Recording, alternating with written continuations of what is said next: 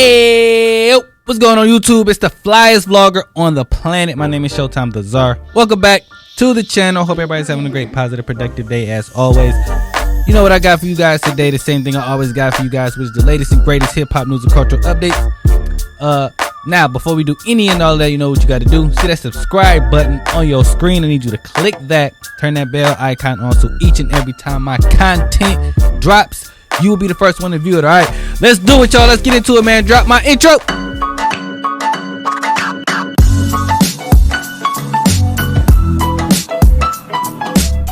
All right, y'all. So let's start off by talking about this clip of New York drill rappers.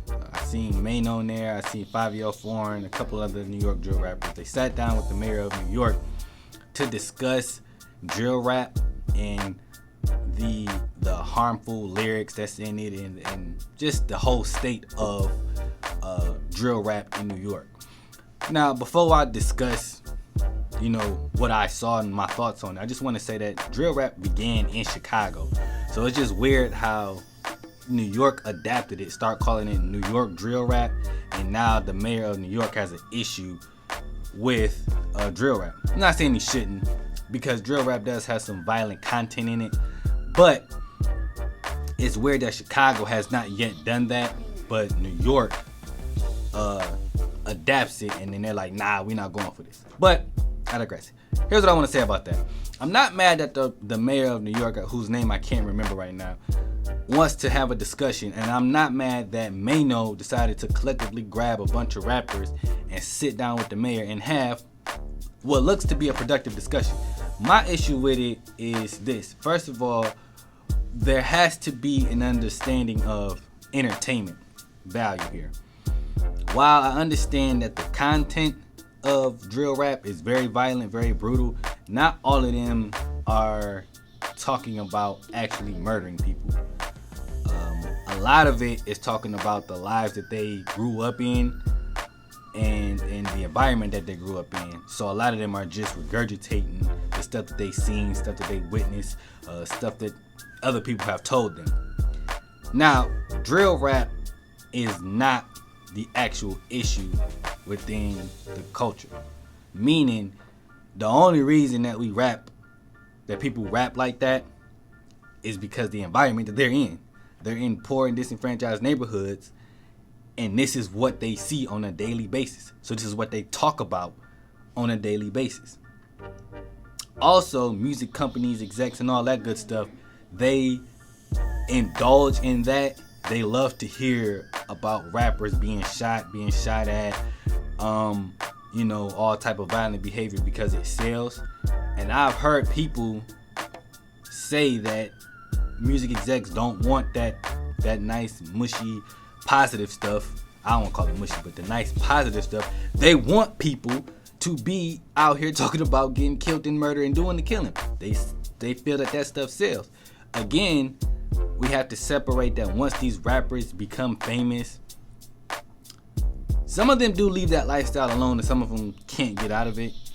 And it's dangerous. We've seen a number of rappers get killed over the last few years. A lot of rappers have been killed in my lifetime, in the last few years that I've seen, than in my whole entire life. So while the conversation needs to be had, I also think there needs to be we do need to actually get to the root of the issue, and it's not the music. It's more so the environment, and they need to change that so that rappers don't talk about that and don't encourage it. That's just how I feel about that. Let me know what you guys think about that in the comments below. Did you see the clip? What were your thoughts and opinions on it when you seen the clip? Let me know all that in the comments below. All right, y'all, on to the next subject here. So let's talk about this Pete Davidson, Kanye West saga. So I've been seeing a lot of people say on social media, I don't think Kanye West is crazy. I'm okay with how Kanye West is trying to get his woman back, trying to woo his woman back. Alright, knock it off, because that's a bunch of bull. Because if that was any other regular individual, y'all would call him crazy, psycho, he needs to be locked up. I don't know why all of a sudden y'all got this soft spot for Kanye, but when he was out here being a Trump supporter, everybody was like, lock him up, throw away the key. Now he trying to win Kim back, and now it's all, oh, I feel sorry for Kanye, he lost his wife. while I do feel like him losing his wife is messed up, I don't like how he's going about trying to get her back. One, if her and Pete Davidson are in a relationship, him trying to sabotage the whole situation is not cool. Like, what part of that looks good on his part? You know what I mean? Like, he's going out corny, man, and I don't like it. You know, he's buying a car for her filled with roses. Like, bro, she got a whole dude. What you doing? Like, pump your brakes, bro. Relax. That's not how that goes. You can't just slither your way back in a situation like that. That ain't, you know what I'm saying? She done got a whole dude. You gotta respect that. And he doesn't want to. And then on top of that, he's constantly attacking Pete Davidson. Like, every day he on his internet. Like, who? I don't get that. How do you wake up every day mad about a whole nother man? Like, thinking about what is Pete and Kim doing? That's weird. Then you buy a house across the street. That's crazy. And if I'm Pete Davidson, I wouldn't even feel comfortable in that situation. Because every night I go to sleep, I gotta wonder if he's creeping through the window, or, you know what I'm saying, standing on the ladder trying to see what we doing, or knocking at our front door. I don't know. That's weird. I would definitely have moved Kim out that situation, or have Kim, you know what I'm saying? I don't know. I wouldn't be staying over there at her house ever, just because that's weird. But back to the subject at hand, I really just don't like how Kanye going out, man. And it's sad because he's a better person than that. And we keep saying, well, ever since he lost his mom, he been on some crazy stuff. But then we excuse crazy behavior. Like, stop. You know what I'm saying? Like, stop going out like this, Kanye. You know, let them people be happy. And then if God wanted y'all to be together, he'll make that happen. You not helping the situation by continuously attacking Pete. If anything, you just pushing them closer together. Then there was something that came out where he was like, you'll never meet my kids. Pete called him Skeet. It's a terrible name, by the way. But you'll never meet my kids, right? So let's just say Kim and Pete Davidson decide to make this situation, go to the next level. Let's say they really are dating. I don't know how serious they are, but let's say they getting into it for real. No judge is going to grant you custody of your kids based on your actions. You attack this man every single day, and you think a judge is going to look at that and go, yeah, let's give him the kids. No way, bro. No way.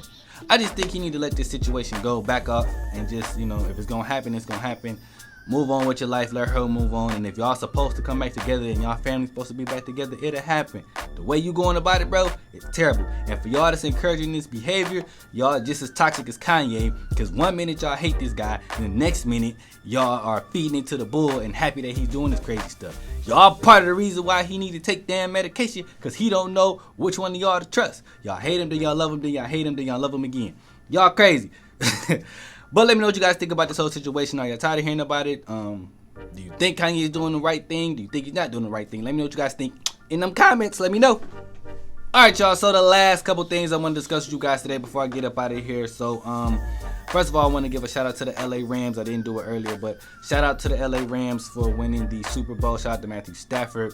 I think it's dope that we can now mention Matthew Stafford with some of the greatest quarterbacks in the NFL. Just because of what he did this year, went from zero to hero basically. He spent a lot of time in Detroit, not winning anything to not being a Super Bowl champion. I think that's a great accomplishment, man. So shout out to him and the LA Rams. Switching gears here, let's talk about this Bel-Air series. Now, I've seen a lot of people talking about this Bel-Air series. A lot of people like it, but I also seen them same people going, I'm not watching it. It's not the original Fresh Prince. Which I didn't go to it with that mindset anyway. It was going to be drama filled. It was going to be a little bit more realistic. The only thing I don't like is them introducing Lisa so early. If you remember in the sitcom, Lisa was his girlfriend while he was in college. So I think they could have kept that storyline the same. But everything else I think is dope. One thing I also think is dope too is they went away from the let's have a light-skinned family. Most of the people on there were light-skinned, so they went to the darker. So I thought that was a cool little flip. Just because,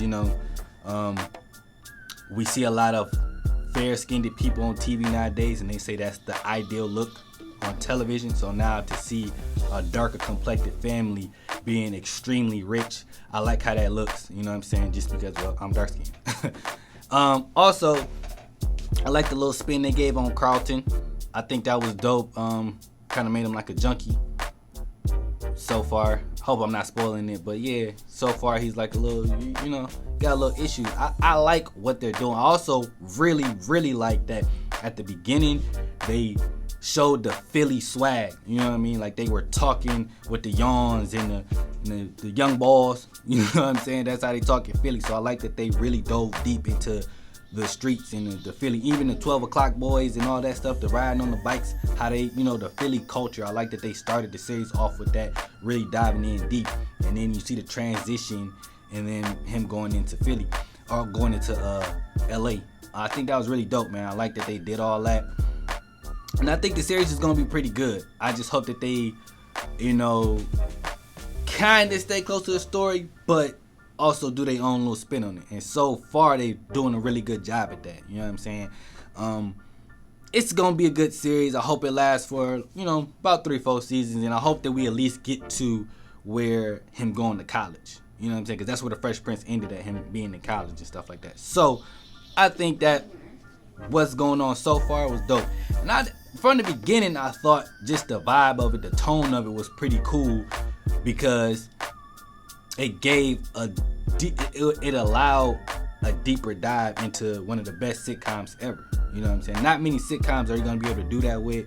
So I think that was amazing for them to dive deeper into what the Fresh Prince, or what that transition would be like. Because I think the Fresh Prince, if I'm not mistaken, is kind of based on his life. Obviously the Philly part, but you know, I don't think he had a rich family in LA. I just think he went out to LA to become a bigger star. But anyway, I just like how it is, man. So far so good, man. I love it. I appreciate the show. Shout out to Will Smith, shout out to all the actors. I love that they went with all new faces, so we don't go in there with a preconceived notion of what this guy should act and be and da-da-da-da. I love it, man. Let me know what you guys think about the new Bel-Air series in the comments below. But that's all I got for you guys today. If you guys enjoyed this video, you know what to do. Like, comment, share, subscribe. And until next time, I'm out of here, y'all. Peace!